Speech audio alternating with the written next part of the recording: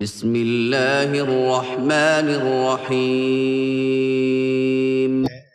اب آپ یوں سمجھیے کہ بچے کی تربیت کرنی آسان ہو جائے گی۔ تو بچے کی تربیت کے 12 اصول، ان میں سے سب سے پہلا دعا کرنا۔ آدمی کی نظر عام طور پر اس طرف جاتی ہے کہ میں یہ کروں گی، میں یہ کروں گی۔ یہ ذہن میں رکھیں کہ انسان کاموں کے کرنے کے لیے جو اسباب بھی اختیار کرتا ہے، دعا ان سب میں سے بہترین سبب ہوتی ہے۔ اس لیے پہلا قدم یہ کہ ماں باپ اولاد کے لیے دعا کرے، اے اللہ ہمارے بچوں کو نیک بنا دے۔ نمازوں کے بعد دعا کریں، تہجد کے بعد دعا کریں، تلاوت قرآن مجید کے بعد دعا کریں۔ دعا کبھی رائے گاہ نہیں جاتی، اور ہم نے دیکھا ہے کہ ماں کی دعائیں بالآخر رنگ لایا کرتی ہیں۔ بڑے بڑے فاسق و فاجر قسم کے بچے ماں باپ کی دعاؤں کی وجہ سے بالآخر نیکوکار پرہیزگار بن جاتے ہیں۔ کئی خوش قسمت مائیں ایسی بھی ہوتی ہیں جو تہجد کے وقت اٹھ کر اللہ کے حضور دامن پھیلاتی ہیں اور بچوں کے لیے دعائیں کرتی ہیں۔ اس عاجز کو بچپن کی بات یاد ہے۔ یہ وہ عمر تھی کہ جب یہ عاجز اپنی والدہ کے ساتھ ایک بستر پہ سوتا تھا۔ 2 سال 3 سال کی عمر ہوگی۔ تو رات میں کئی مرتبہ آنکھ کھلتی تو یہ عاجز دیکھتا کہ والدہ بستر پہ نہیں، اٹھ کے بیٹھ جاتا۔ تو عموماً یہی دیکھتا کہ سرہانے کی طرف والدہ صاحبہ نے مصلی بچھایا ہوتا تھا، تو وہ اس کے اوپر تہجد کے نفل پڑھ رہی ہوتی تھی۔ ان کی عادت یہ تھی کہ نماز مکمل کرنے کے بعد وہ اونچی آواز سے جہر کے ساتھ دعا مانگتی تھی، اور اپنی اولاد میں سے ہر بیٹے اور ہر بیٹی کا نام لے کے دعا مانگتی تھی۔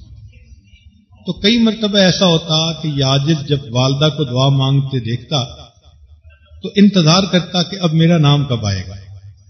حالانکہ چھوٹا تھا، پتہ نہیں تھا کہ والدہ کون سی دعا مانگ رہی ہے اور کیا ہوتا ہے۔ یہ صرف اتنی سمجھ تھی کہ بڑے بھائیوں کے بہنوں کے نام لیے جا رہے ہیں، اب ایک وقت آئے گا کہ میرا بھی نام لیا جائے۔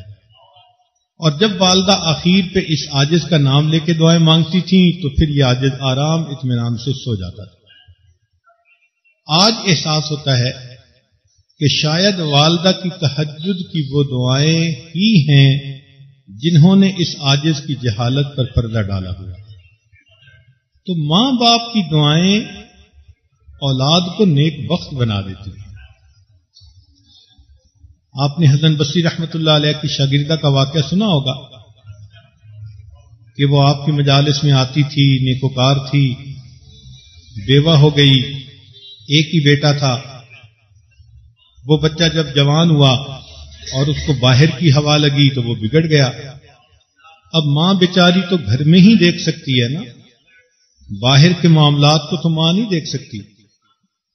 وہ بچے کو بڑا سمجھاتی، مگر بچے نے اس کی کان پہ جوں بھی نہ رینگتی۔ بڑی دعائیں کرواتی، حسن بصری رحمۃ اللہ علیہ کے پاس لے کر آتی، وہ بھی سمجھاتے، مگر بچہ تو برائی میں ایسے ملوث ہوا کہ وہ نیکی کی طرف آتا ہی نہیں تھا۔ حتیٰ کہ حسن بصری رحمۃ اللہ علیہ کے دل میں بھی بس مایوسی کی سی کیفیت ہو گئی۔ ایسا ہوا کہ کئی سال گزر گئے، اس کی صحت بھی خراب ہو گئی اور وہ بیمار ہو گیا۔ کوئی سیریس بیماری تھی، گھر آیا، بستر پہ لگ گیا۔ اس حال میں بھی اس کی ماں اس کے لیے ہدایت کی دعائیں کرتی اور اس کو سمجھاتی، حتیٰ کہ بچے کو ایسا محسوس ہوا کہ اس کی موت کا وقت قریب ہے۔ ماں نے اس کو پھر سمجھایا کہ بیٹے ابھی بھی تم نیکی کی نیت کر لو، نیک بن جاؤ، توبہ کرو گناہوں سے۔ تو بچے نے کہا کہ اچھا میں توبہ کرنا چاہتا ہوں، مجھے حسن بصری رحمۃ اللہ علیہ کے پاس لے کر جائیں، میں توبہ کروں۔ اس نے کہا بیٹے میں تو اٹھا کے نہیں لے جا سکتی، تم بڑے ہو۔ اچھا میں حضرت سے گزارش کرتی ہوں کہ وہ آئیں اور تمہیں توبہ کروائیں۔ وہ شاگردہ حسن بصری رحمۃ اللہ علیہ کے پاس آئی، حضرت میرا بیٹا توبہ کرنا چاہتے، آپ تشریف لائیے، توبہ کروا دیجیے۔ حضرت اس وقت آرام کرنا چاہتے تھے، ظہر کے بعد کا وقت تھا، اور اس کے بعد انہوں نے درس قرآن دینا تھا، اور اگر آرام نہ کرتے تو درس قرآن نہ دے پاتے صحیح طرح۔ تو انہوں نے سمجھا اس بچے نے پہلے بھی کئی مرتبہ بات سنی اور نہیں مانی، اب بھی یہ اسی طرح میرا وقت ضائع کرے گا، تو انہوں نے کہہ دیا کہ بھئی آپ جائیں، میں اس بچے کے پیچھے اپنا وقت ضائع نہیں کر سکتا۔ ماں واپس آ گئی، اس نے بچے کو بتایا کہ تم نے ان کا اتنا دل دکھایا ہوا ہے کہ وہ کہتے ہیں کہ میں اس کے پیچھے اپنا وقت نہیں ضائع کر سکتا۔ بچے کے دل پہ چوٹ پڑی کہ میں اتنا برا ہوں کہ وقت کا ایک ولی میری خاطر چند منٹ بھی فارغ نہیں کرنا چاہتا۔ اب اس کی طرف اس کا دل اللہ کی طرف رجوع کیا، اور اس نے اللہ سے دعا مانگی کہ اللہ تو ہی میری توبہ کو قبول فرما لے، میرے گناہوں کو معاف فرما۔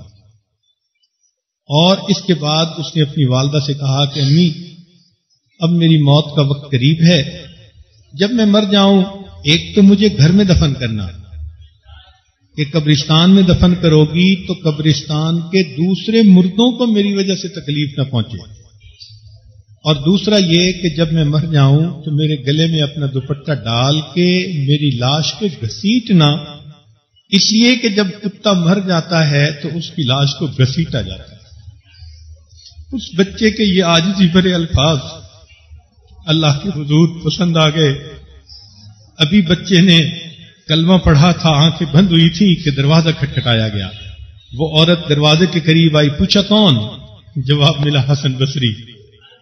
حضرت آپ کیسے تشریف لے آئے؟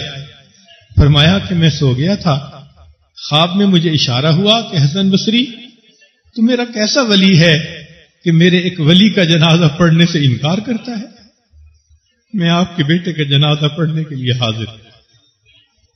یہ ماں کی دعا جنت کی ہوا ہوتی ہے، تو اس لیے ماؤں کو چاہیے کہ اپنے بچوں کے لیے دعا کرتی ہی رہیں، یہ پوری زندگی کا عمل ہوتا ہے۔